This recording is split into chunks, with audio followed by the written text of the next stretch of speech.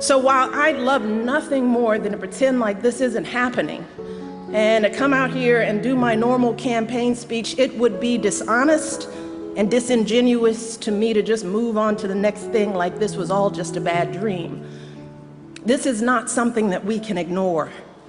It's not something we can just sweep under the rug as just another disturbing footnote in a sad election season. Because this was not just a lewd conversation. This wasn't just locker room banter.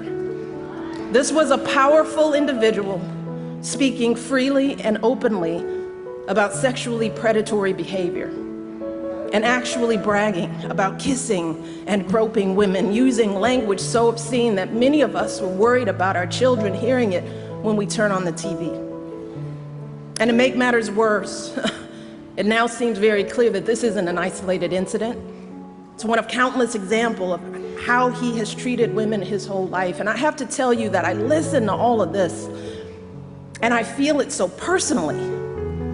And I'm sure that many of you do too, particularly the women.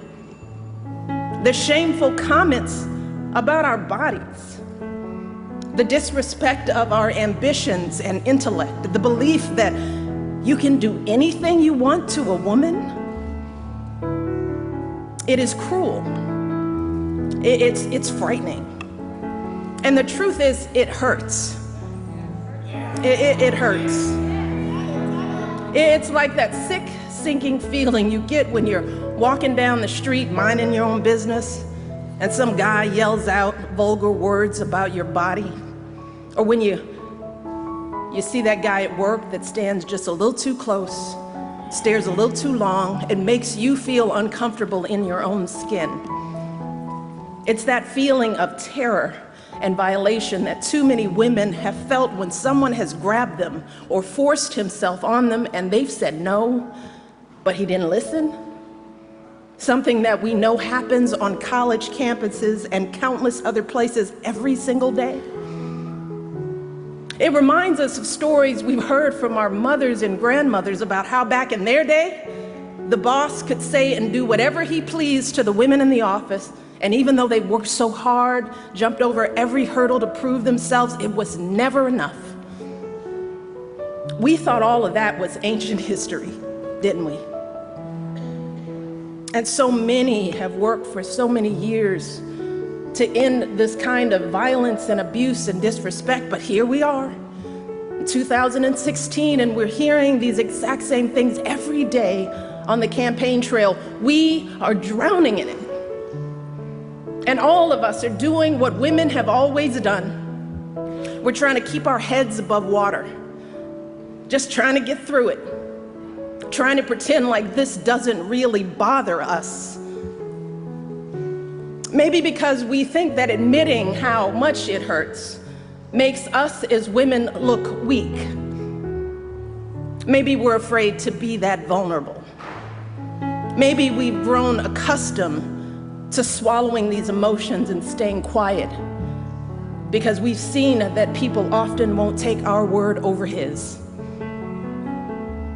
Or maybe we don't want to believe that there are still people out there who think so little of us as women. Too many are treating this as just another day's headline, as if our outrage is overblown or unwarranted, as if this is normal, just politics as usual. But New Hampshire, yeah, be clear, this is not normal. This is not politics as usual.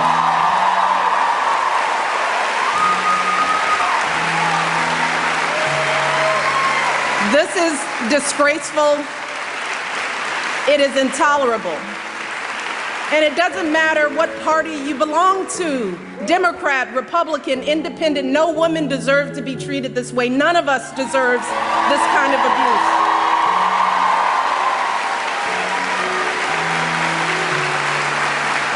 And I know it's a campaign, but this isn't about politics. It's about basic human decency. It's about right and wrong.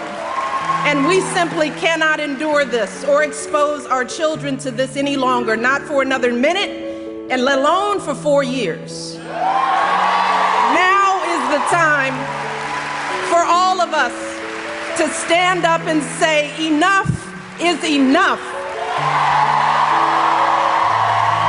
This has got to stop right now.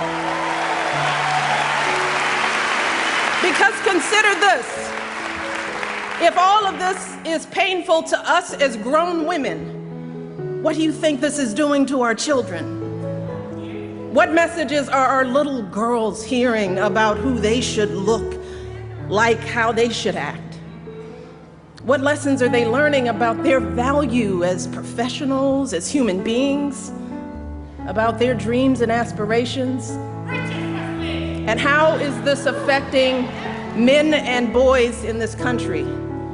Because I can tell you that the men in my life do not talk about women like this, and I know that my family is not unusual.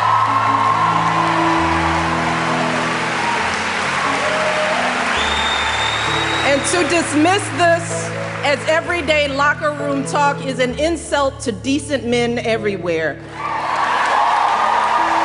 The men that you and I know don't treat women this way. They are loving fathers who are sickened by the thought of their daughters being exposed to this kind of vicious language about women.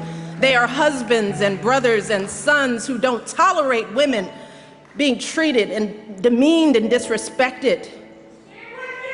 And like us, these men are worried about the impact this election is having on our boys who are looking for role models of what it means to be a man.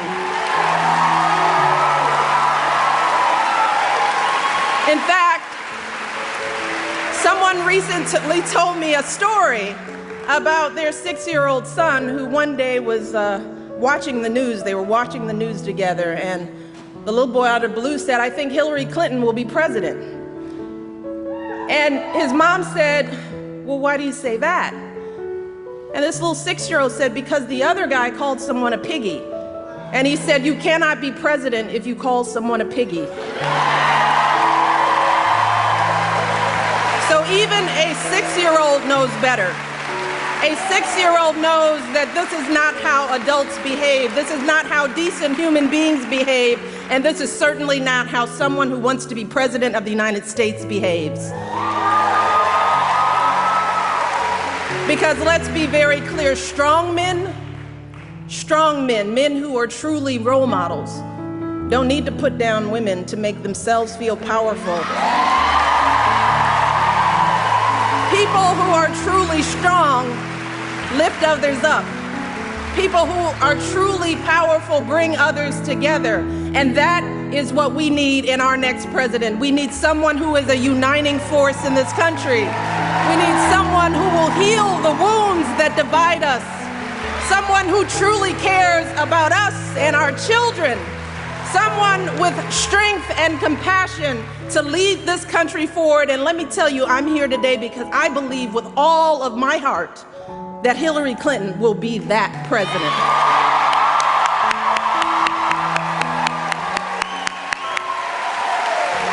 See, we know that Hillary's the right person for the job because we've seen her character and commitment, not just in this campaign, but over the course of her entire life. The fact is that Hillary embodies so many of the values that we try so hard to teach our young people.